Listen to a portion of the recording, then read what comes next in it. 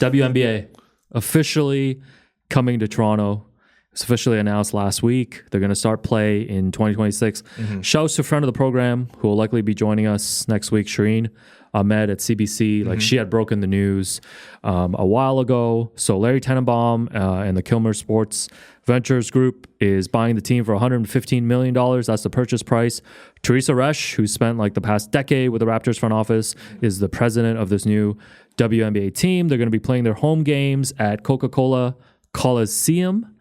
And they're going to build a state-of-the-art practice facility as well. And I think in the meantime, they're partnering with U of T to practice at the Goldring Center. Yeah, awesome site venue. of the prehistoric book launch. Yeah, honestly, and it's also site of the CCYA Celebrity Classic game. That's right. Yeah. No, it's an awesome facility. Obviously, it's a place that we've gone to a ton as well to watch the U of T, both men's and women's team play there as well. I mean, first off, it's just fantastic news. Like when we first heard that WNBA was looking to expand, obviously Toronto was high up on the list considering Toronto was getting the exhibition game, and we were there for that.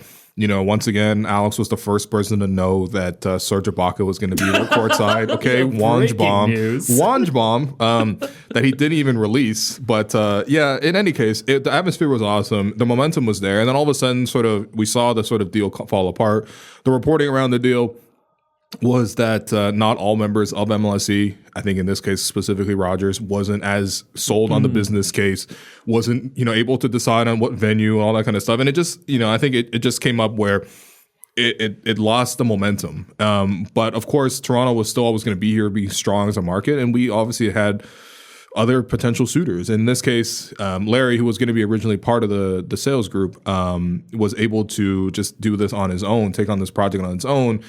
And yeah, I mean, I think that it's something that is going to be great for the city of Toronto. We get more basketball to watch. I think it's great news for not just women, but in particular, I think it's great news for women sports fans to be able to, have a WNBA franchise of their own, get all the WNBA stars coming to Toronto on a frequent basis. We're seeing obviously so much, especially in this rookie class, bring a lot more visibility to the league as a whole. But I mean, it's now being broadcast on more places that it's easier to find. Yes, you should buy League Pass. Yes, it's really cheap, but it's also just on regular cable and you flip it on all the time.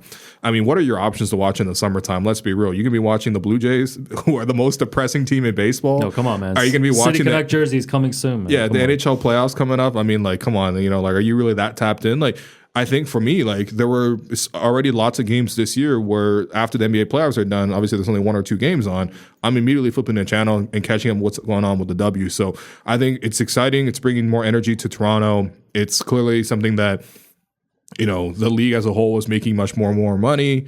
And there's going to be lots of opportunities. Obviously, selfishly here in the media, we're always thinking about how the media is going to be able to do this. And, we have a strong media economy already. It's going to give a lot more opportunities for other media to cover it as well.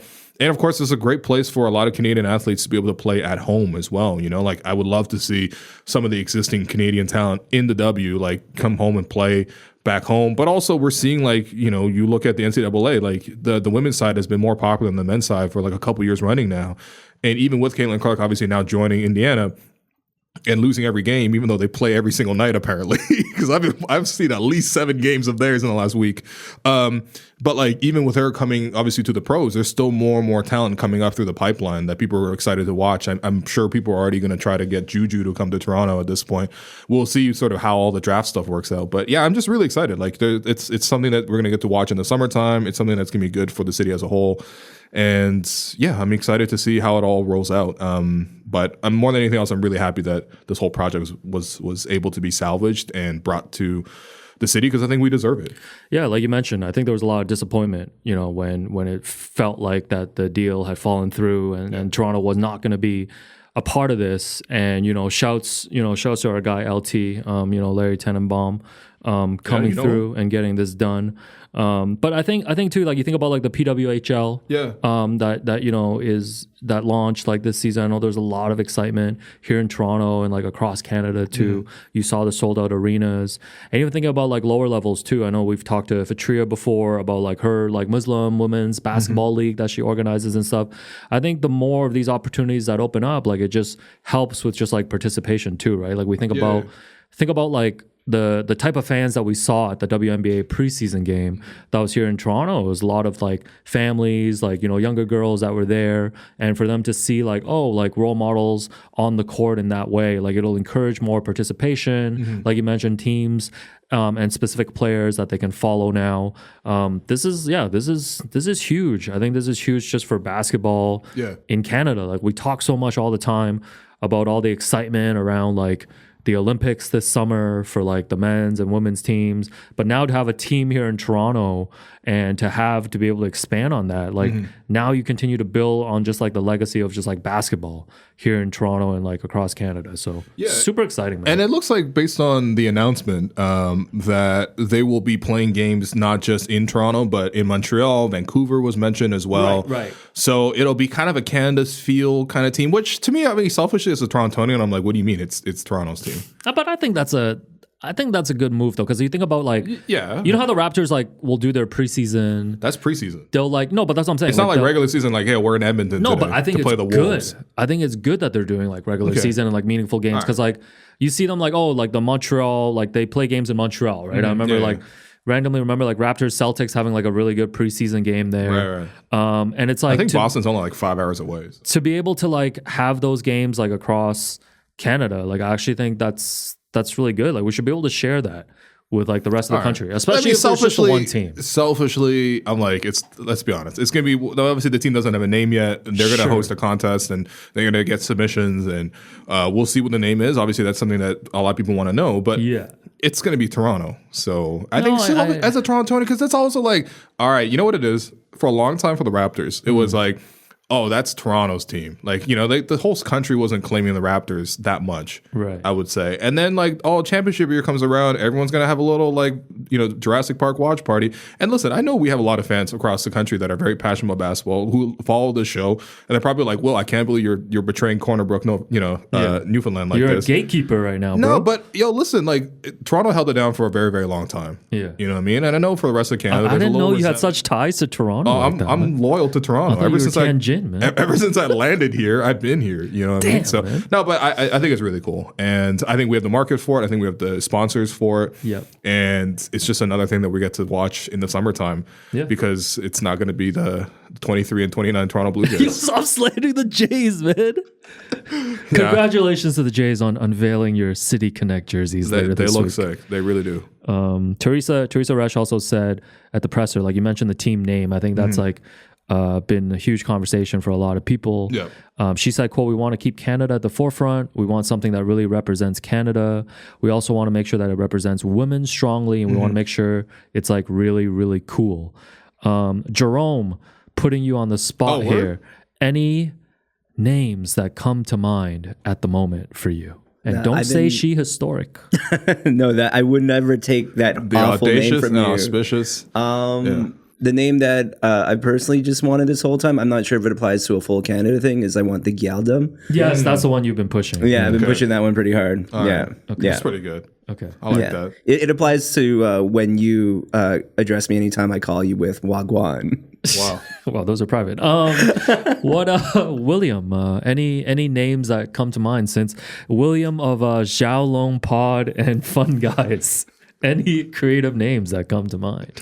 All right, first off, like I don't know if 3 guys is the best way to decide what the women's team is going to be named. Of course, okay. Let's be clear on sorry. that. Yeah, I'm just going to do that. I'm going to put all of them on the spot. Let's be clear on that. Yeah. I don't know, actually. We don't have like a strong, option for this. I kind of like the Toronto Rouge. Rouge. Yeah. Okay. It's got a Canadian tie. It's obviously a French word. Yeah. But everyone obviously knows what rouge means. The red, Canadian. I hadn't thought about that. That's my leaderboard right now. I don't mind it actually. Yeah, Toronto Rouge. I like there you that. go. But I also thought about it. So like the NHL, I think I saw someone point out the fact that the NHL is hilarious because there's 7 Canadian teams and 2 of them basically just are Canadians. Canadian, the Canucks and the Canadiens. Yeah. So please don't make it like the Toronto Canadians or whatever. Actually, that would sound terrible, but.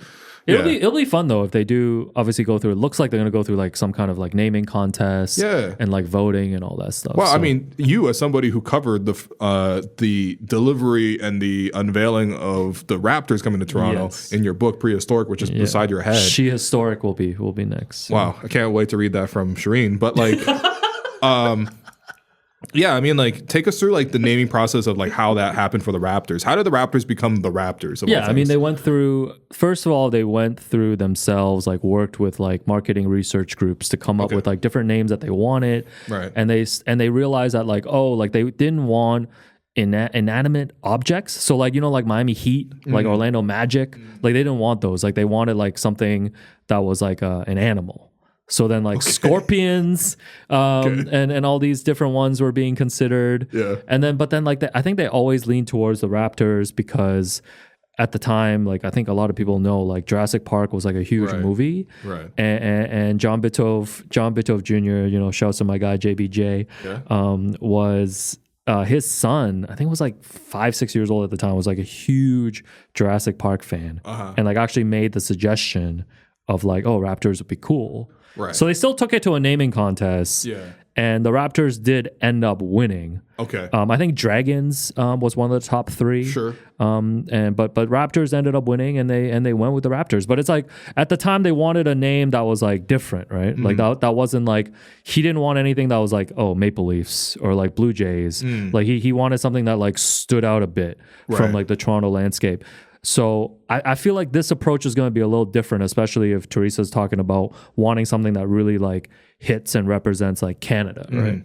Because like if you're thinking about something that represents Canada, like I'm not like it's not that it limits you, but you do need something that like has to reflect that. But like you mentioned, like just don't be the Canucks, you know. Don't be the Canucks. Just listen. Don't be the Canucks. Don't be the Canadian. Like you know, it's but just I not. think with any name, like it's not hidden. There's gonna be people that really like. It's gonna be polarizing no matter what. It's really hard to find a team name where everyone's like, oh yeah, like that's the one. Right. It's hard, man. No, you're right. It does make me think that like if the Raptors came into expansion like later on, like if it expanded in like 2002, would they be called like the Toronto Rings or something for Lord of the Rings? The Toronto Golems, you know, or like even later, the ACC would have been like Middle Earth. The like Toronto Hogwarts. Like, what do you want? Man? No, Toronto but I think Potters. I think Jurassic Park was like a very like, I don't know, like it just happened at that time, right. And the Raptor name like did sound like it is. good. It is cool that we're able to like take a lot of, because I see that point about like naming it after something like animate, because then you can like, the Raptor is such a great logo to go off of, which is also why it's disappointing that like it's been simplified down to a chevron this whole time. It's like, what happened to like the Raptor? Because like what other was like the Raptor logo with like the ball and the claws on top, like the Chris Bosh era logo, or obviously the original logo is one of the most like just sporting logos of all time. Like it was such a creative thing to be able to bounce off of that original idea. And again, I don't know how we ended up with just chevrons. No, but this is a joke, because like the Brooklyn Nets got an accente goo as our logo, man. But this is a joke. Like the Brooklyn Nets have their like, I guess their basketball, right? And somehow everybody now is like morphing towards just having like a basketball. Like the Raptors in that way too. Oh, the Brooklyn Nets being a basketball is so funny, man. It's the Nets and they're playing the logo's a basketball with a B in it. Like, okay. No, but I get what you mean. But I think it goes back to our first segment conversation about like 30th anniversary too. It's like, man, let's tap back in to when the logos and the designs were really fun. You know what I mean? I agree. Yeah. Like, so, but yeah, we'll have plenty of time to talk about this, but this is super exciting news. No, it's great news, honestly. I finally have something to do in the summertime.